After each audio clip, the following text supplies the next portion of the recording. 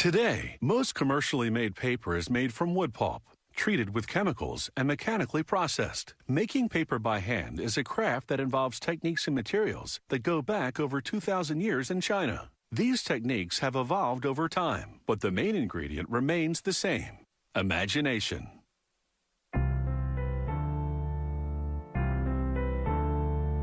Handmade paper is a distinctive choice for a variety of uses, from fine stationery to limited edition prints.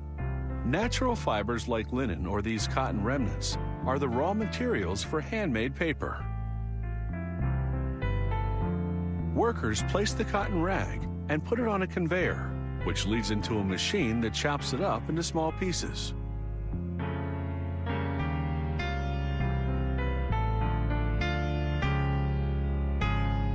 It collects in a bin ready for the next step called beating the rag. Workers pour out the chopped up rag into a tub called a hollander that is filling with water. This machine beats the material into a pulp. Its only moving part? A large roll weighing several tons, equipped with metal blades. Workers fill the hollander with up to 800 pounds of rag. Once all the rag is in, the giant roll descends to begin the beating. Water pours down to soak the fabric as workers push it toward the roll.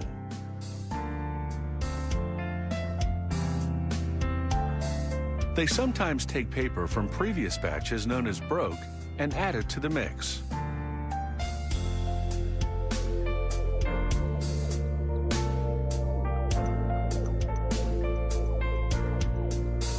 They may also add a little dye to adjust the color depending on the desired effect.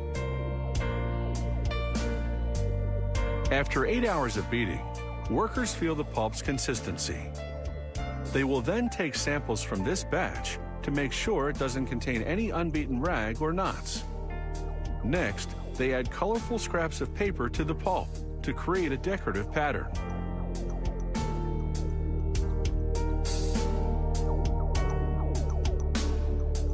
To make a sheet of paper, the vat man plunges a wooden mold into the pulp. As he lifts out the mold, he shakes it to even out the pulp. Water pours out, leaving only fibers caught on the mold's surface. He removes the mold's frame, known as the decal, and lowers the corner of the mold to drain away more water.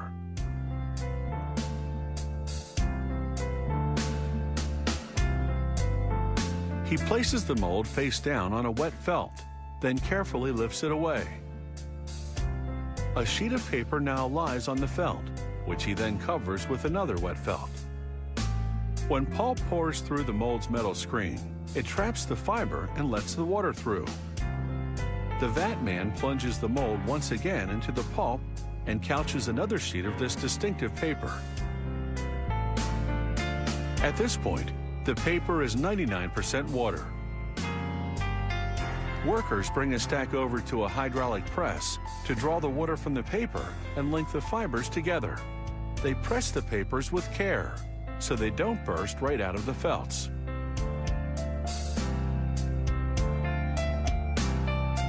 They brush any leftover pulp from the felts, leaving them clean and ready for the next batch of sheets. Now, workers can handle the paper without it falling apart. They take the sheets from the felts and hang them to dry on plastic tubes. Once dry, they collect the sheets according to type and stack them for a final finishing press before they go on for shipment to customers around the world. The mold's frame leaves a feathery edge, a distinctive feature of handmade paper. These papers are available in more than 30 colors and various finishes from smooth to rugged.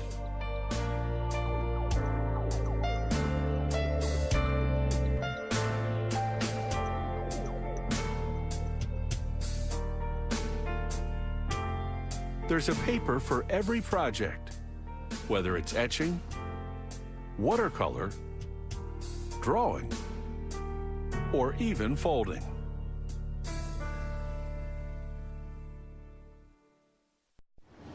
Ever since Marco Polo brought the noodle back from China some 700 years ago, pasta has earned its place on tables around the world. Pasta comes in an array of shapes and sizes, like the die-hard pasta lovers who just can't seem to get enough.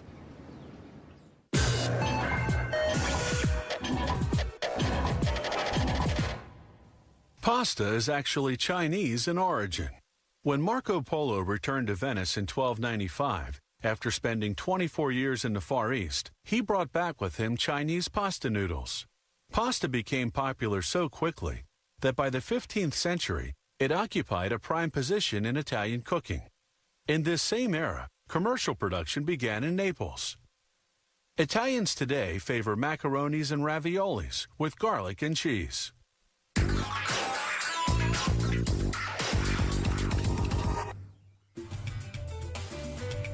Pastas are generally made from semolina and water. These silos contain more than 33 tons of semolina, derived from durum wheat. The semolina heads toward the high-speed premixer, where it will be vigorously mixed with water for 5 to 10 seconds. This machine can treat between 1 and 2 tons of semolina per hour. The dough is extracted from the premixer and falls into a first blade mixer open to the air. Then the dough goes into this vacuum blade mixer. The mix is now ready to go through the brass molds. Here's a spaghetti mold and a mold for Mafalda, very narrow lasagna. Here are molds used to make lined shells and stars for soups, as well as creste de gallo. The dough is injected into the mold under pressure. This rotating blade machine cuts some 12,000 rotinis per minute. That's 720,000 per hour. With the dough being still quite fresh, the rotinis are soft. They will dry somewhat on this plate. Now we move to the lasagnas. The dough goes through this brass mold, and the strips of fresh dough, 42 inches long, are placed on these sticks to dry at 150 degrees. They dry vertically so as to retain their nice flat shape.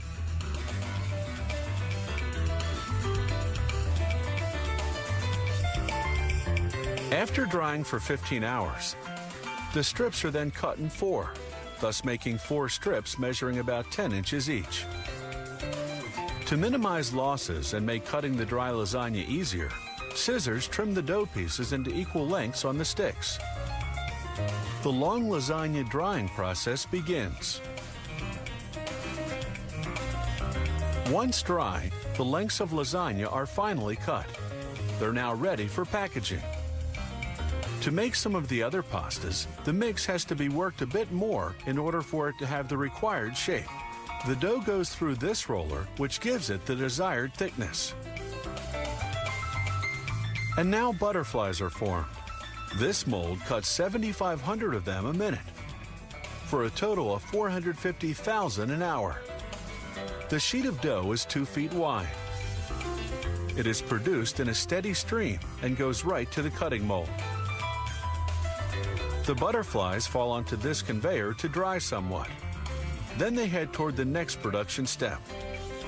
Certain short pastas, such as these butterflies and fusillis, have to be dried, so they're then put into this full dryer. Coming out of the dryer, the pastas are hard and ready for packaging. Here we see the ever-popular spaghettis being made. As with lasagnas, spaghettis are also dried vertically. Now, this automated machine places the spaghettis onto a cutting table and breaks them to the proper length. The spaghettis are now ready for packaging. Exact quantities to be bagged are determined by computer. Then the spaghettis go gently down this chute.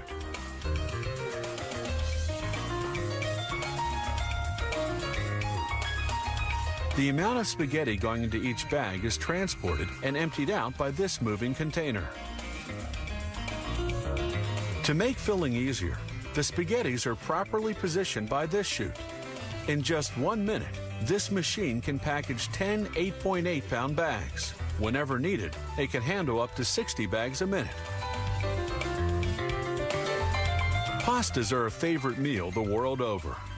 This plant makes over 100 different products, and every day uses between 60 and 360 tons, or between 2 and 12 truckloads of semolina, made from hard wheat.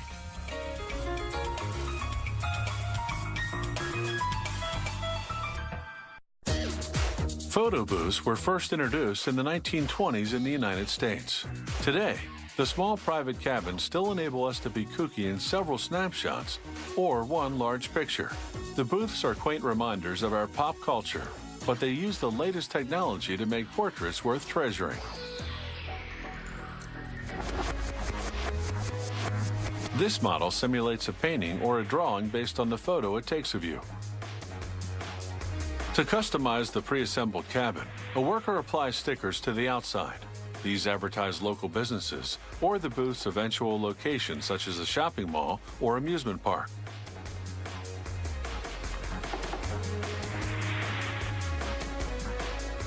Inside, there are 5 shelves for equipment. 2 layers of plexiglass glued together will act as safety glass, protecting the equipment from vandals. It fits over an opening in the wall that divides the seating area from the camera and a TV monitor. The worker installs a metal plate in another opening. It will cover the coin acceptor and give the booth operator access to the money people pay to have their photo taken. The coin acceptor attaches to brackets on the back of the door. They'll program it to accept tokens or specific currencies. A black and white photo usually costs $3, color is $5.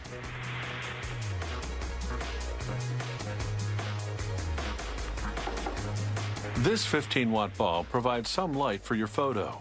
It goes in a panel that fits into the wall. Next, a motorized tripod to hold the camera. In this model, they use a digital camera with an 8mm lens. Up and down buttons on the control panel adjust the camera angle. A computerized voice from a speaker will prompt you to make selections.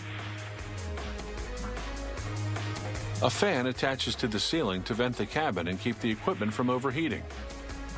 And 2 40-watt fluorescent lights will provide most of the frontal lighting for the subject. Another 15-watt light behind a frosted panel provides some diffuse light. The booth's power panel has connections for up to 19 pieces of equipment. Here, a worker plugs in the camera, then a TV monitor, and an inkjet printer. Software will process the photos and the printer will print them on photo-quality paper.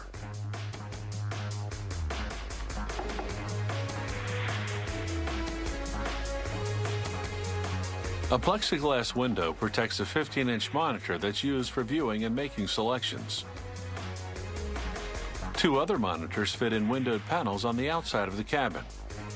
The monitors all connect to the computer and show the same images at the same time, including what stage of development your picture is at. They install a dispenser that sells optional cardboard frames for your portrait.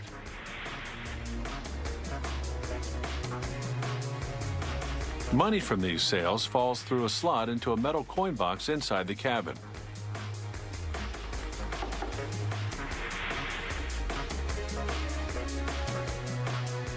The dispenser holds up to 100 cardboard frames, each large enough to hold one portrait measuring 8 by 11 inches. If the dispenser's out, a sign reading "out of frames" drops into the tray. For security, the 2 doors enclosing the equipment each have 2 key locks, one at the top and one at the bottom. The worker installs 4 signs on the cabin roof. They're plexiglass boxes with vinyl posters and fluorescent lights. The cabin's curtain lets you make goofy faces in private, but is short enough to let people know you're in there. Inside the cabin, the control panel helps you guide the camera. You press up or down to adjust the camera angle.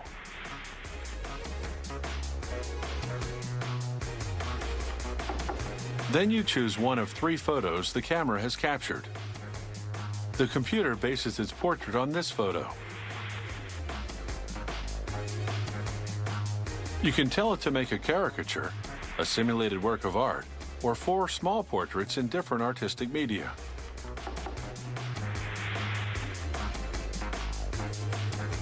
You can choose an oil painting, a pencil sketch, or a drawing in charcoal or pastel. Now you've got a masterpiece starring you. In the 1830s, the first photographers used light-sensitive chemicals to capture images on paper. Today, machines do much the same, but with amazing speed, accuracy, and versatility. It's a tried-and-true method many people still prefer to make their memories into pictures.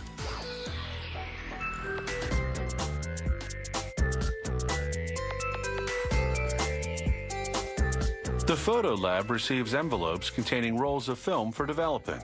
Processing will turn each exposure into a negative image and then a positive. That positive is what we know as a photograph. A scanner takes a digital photo of the order details specified on the packages. It tracks things such as print size and finish, and the number of copies you ordered. A conveyor then sorts the envelopes into bins, grouping them with similar orders.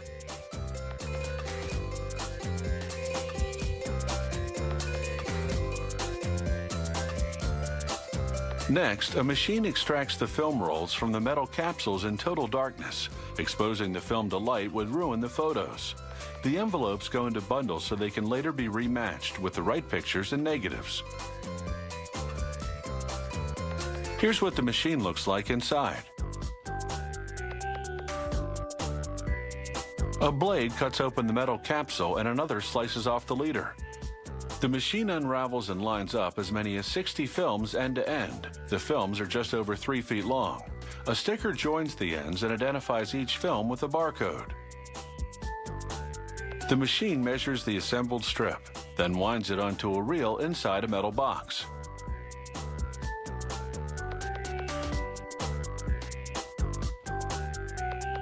Another machine unwinds the reel and runs it under a non-damaging infrared light so that a technician can check for tears.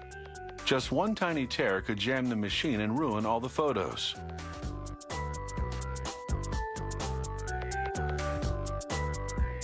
If the tech does find a tear, he repairs it by hand. He puts his arms in the machine's little darkroom so as not to expose the film to regular light. First, he applies tape to reattach the area. Blades then cut the tape evenly on both sides.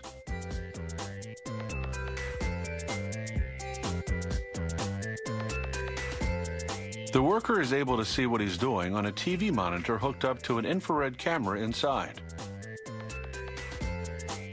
Developing the exposures requires 4 chemical baths, still in the dark. In the first, sulfates make the image appear as a negative. The second includes acetic acid to help the effect of the sulfates. The last 2 baths preserve the image and rinse away chemical traces. To print the pictures, workers load the negatives into yet another machine. This one contains light-sensitive paper. All it takes is a flash to transfer the image. But that light is powerful, almost as bright as the sun. A sensor instantly adjusts the intensity to correct any improper exposure by the photographer. To develop the prints, the paper goes through 4 chemical baths similar to those used for the negatives. One bath reveals the image, another stops that process, and 2 more preserve the image and rinse off the chemicals.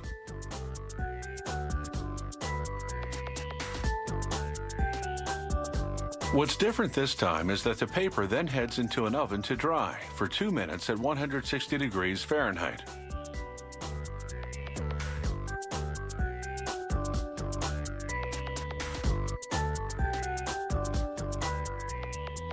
Now, a technician marks the pictures that are too bright, too dim, or out of focus and then removes them for redevelopment. Next, a machine unwinds the strip, scans the barcodes, and cuts out the pictures that belong together. It also cuts the negatives into numbered strips of 4. A worker now slips the proper photos and negatives into an envelope. The computer shows her what to include, and a machine provides the original package the film came in.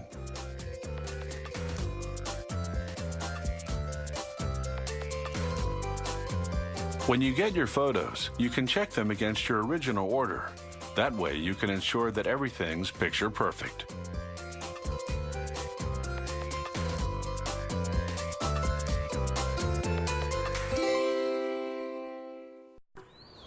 Now here's a topic that's easy to swallow: how drug companies make the pills we take.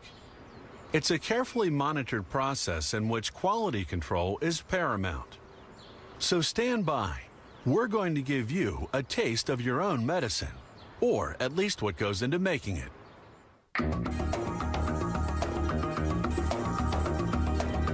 Medications are essential in the treatment of illnesses.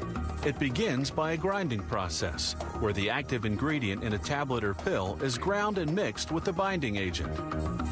The quantity of the ingredient needed to be ground is transported to the dryer in this container. Like all the other equipment, this container is made of stainless steel so as not to contaminate the product. The temperature of the dryer and the airflow are programmed with this interface. The granulation has to be dried at around 100 or 120 degrees before being shaped into the desired tablet form. Molding of the pills is done by this press, which crushes the powder. The press exerts a pressure varying between 2 and 5 tons. Here's how the molding is done. The press magazine distributes the powder in molds made of steel discs. 2 stampers, one above and the other below, crush the powder and form the pill. Here the press operates at full capacity. It can produce 5,000 pills per minute. Quality testing is carried out on 5 pills every 15 minutes. Their hardness is verified with this apparatus, in which jaws crush it with a force varying between 0.3 and 3 psi, or pounds per square inch. The pills must now be coated so that they won't crumble. A coating solution made of water and coloring pigments is used. This is the coating unit. It can hold 350 pounds of pills. 3 plastic tubes strategically positioned will spray the solution onto the pills in motion. The quantity of dry pills to be coated is put into the unit.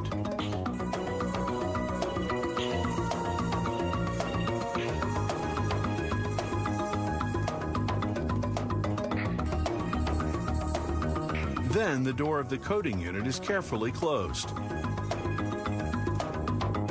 A drum turns inside the unit, tumbling the pills. Then nozzles spray the solution in the form of a mist that quickly dries, preventing the pills from sticking to one another.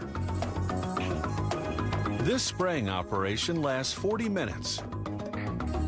Here we can compare pills. On the left are those made only of powder, while on the right are the spray-coated ones. The finished pills move down a chute to enter a counter prior to filling bottles. They are lined up in grooves to make filling easier.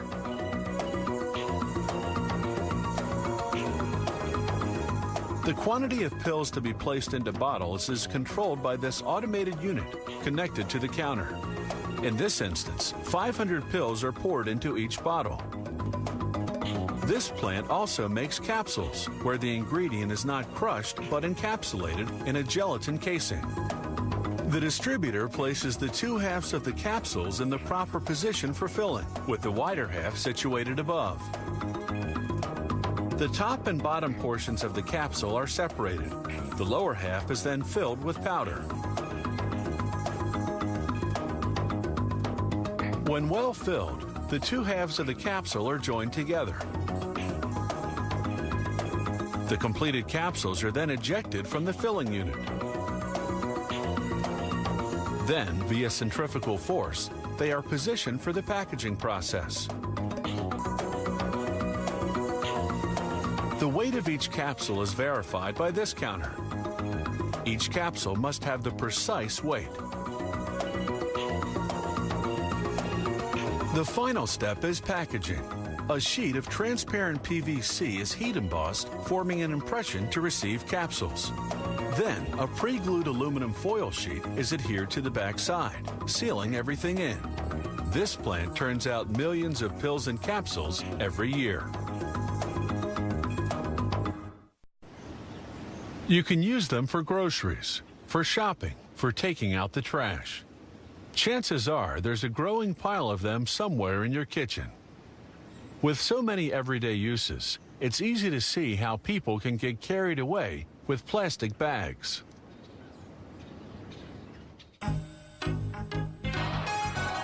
The plastic bags we use every day are made from granules of linear polyethylene resin that will be melted. They combine the linear polyethylene with another low-density one in this mixer. The granules are perfectly blended into a homogeneous material.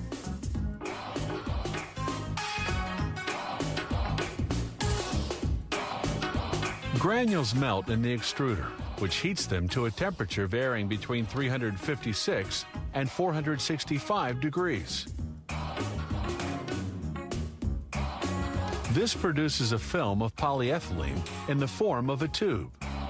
It is several hundred feet long, has a minimum thickness of 2/10,000ths of an inch, and a circumference of 20 inches. The plastic tube gradually cools down.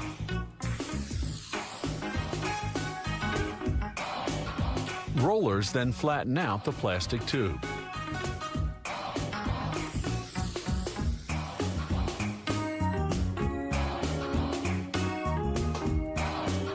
The polyethylene film is now easy to work. And now they cut the tube on two sides to obtain different rolls. This knife then cuts the film to the required width.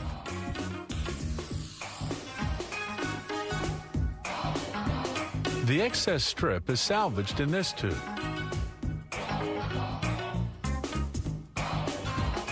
Several hundred feet of film are produced and rolled up. This particular roll contains the required quantity of film.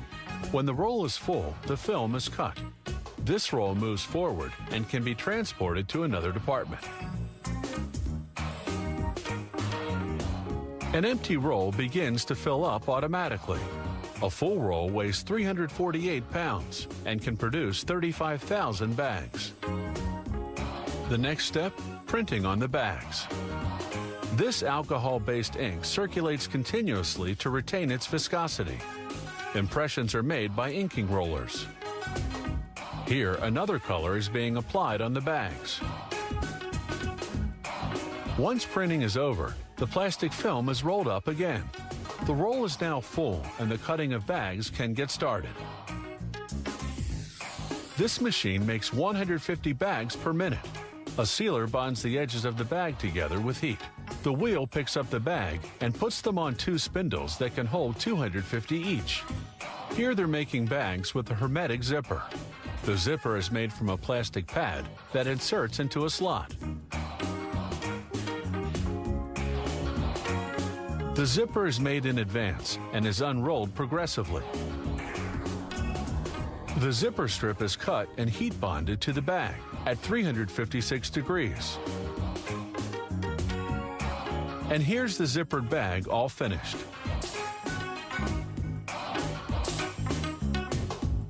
In this other department of the plant, they make plastic bags with handles. Printed bags circulate on these rollers.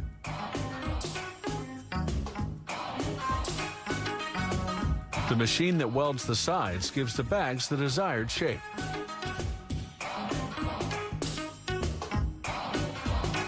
Then another machine with a punch cuts the handle holes. Bags are heat sealed and cut at 302 degrees. Here they fabricate another product, packaging bags. One end of the bag is heat sealed.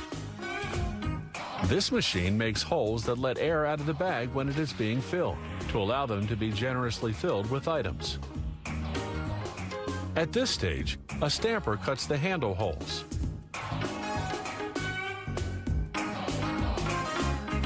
Bags are cut to the required size, automatically sealing the other side of it.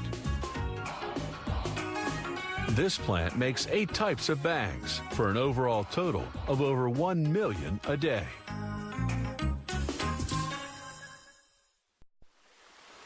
Whether you're buying apple juice or peanut butter, you've probably noticed that fewer products come in glass containers these days. Plastic packaging is becoming more common. Plastic bottles and jars are lighter to carry and leave no shards of glass to clean up if you drop your grocery bag. Many transparent bottles and jars are made from a type of plastic called polyethylene terephthalate, or PET.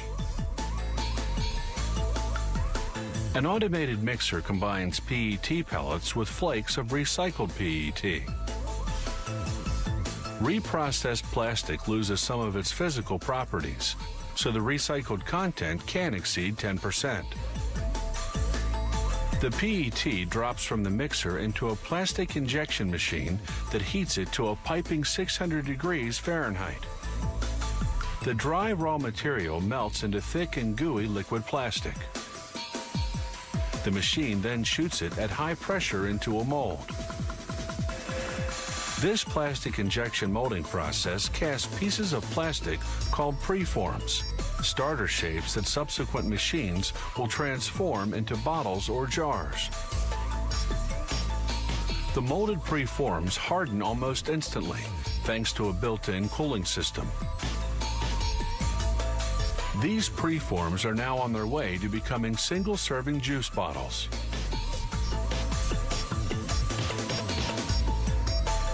This is another plastic injection molding machine. It uses the same method to make preforms for a different model, 1.5 to 2 liter bottles.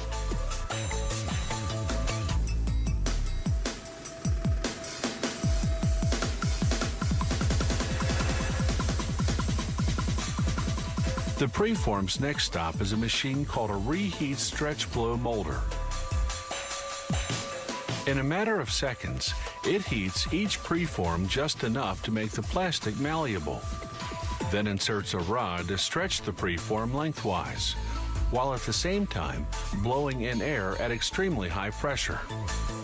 This forces the preform into a bottle-shaped mold. Cold water circulates within the mold to cool and set the plastic almost instantly.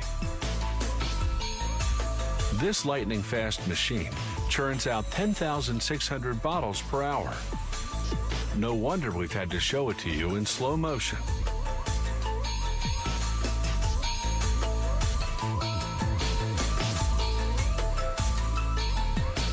A conveyor belt transports the finished bottles to the packaging area.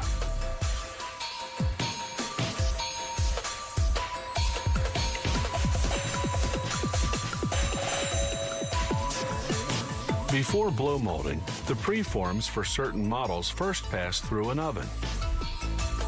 A technician sets the heat level of each infrared oven lamp individually, applying more or less heat at various points to influence the thickness and shaping of the plastic.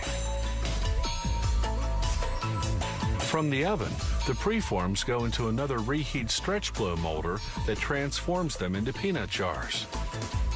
It's the same process for this peanut butter jar. After molding, the machine instantly cools the plastic, locking in the shape. The factory pulls samples off the line at regular intervals for quality control testing. Technicians measure the thickness of the plastic and perform a compression test to gauge its strength. They verify the sample's dimensions and capacity. They also evaluate resistance to vacuum pressure, because containers are often vacuum sealed after filling. Some models must also be strong enough to resist the pressure of their contents, carbonated soft drinks, for instance. The recycled material used in making these bottles and jars doesn't come from used plastic containers. For hygienic reasons, the factory recycles only new plastic left over from its manufacturing process. The finished containers, of course, are fully recyclable. They're typically reprocessed into other plastic products or into products that contain some plastic. Your needle's dipping past empty, but you're gambling you'll have enough gas in the tank to make it just a little further. Well, when you're on that long walk to the nearest gas station, you'll be glad someone had the bright idea of manufacturing these handy plastic gas containers. Plastic gas containers are made from these granules composed of a concentrated colorant and a UV-resistant additive. They're mixed with white granules, which is the primary material called high-density polyethylene, and recycled plastic, which has been ground up on a granulator. It is all dumped into this milling machine. These granules are all mixed together and melted.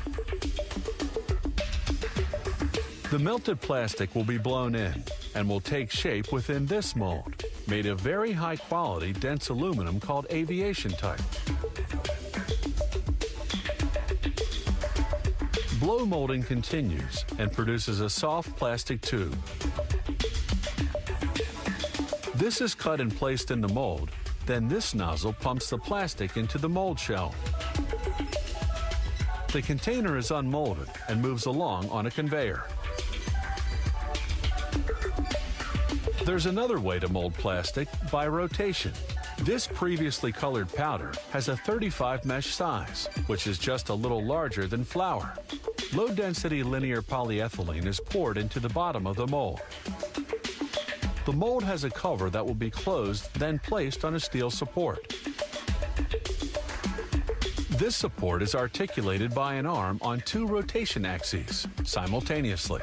This action allows the plastic powder to distribute itself thoroughly throughout the mold. The mold is placed in an oven which generates a temperature of 590 degrees. About 15 minutes is needed for the polyethylene powder to melt, and another 15 minutes to allow the piece to adequately cool before unmolding it.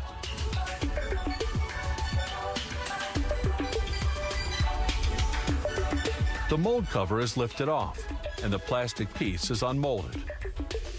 Gloves must be worn since the piece and the mold are still very hot. Here they fabricate a mechanism cover for a stationary bicycle. It's held in place by a cutting pattern, and openings are cut with the pneumatic tool. Holes are made with a drill. The casing is now completed. Now we get back to the previous blow molding process.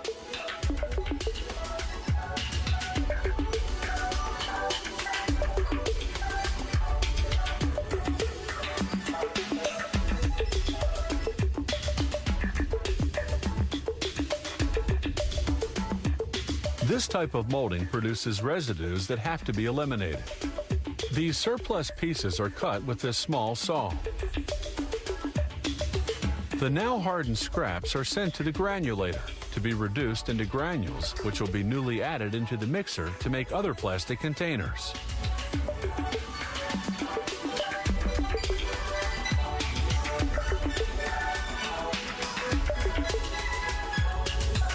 This small pneumatic drill pierces the container's vent hole.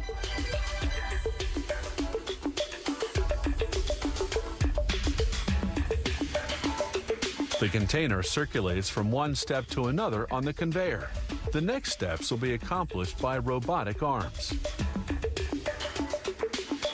And then the final elements are attached, such as the pouring spout.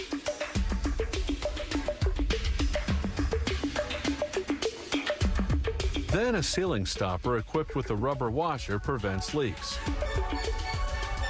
And finally, the cap of the neck is automatically screwed into place.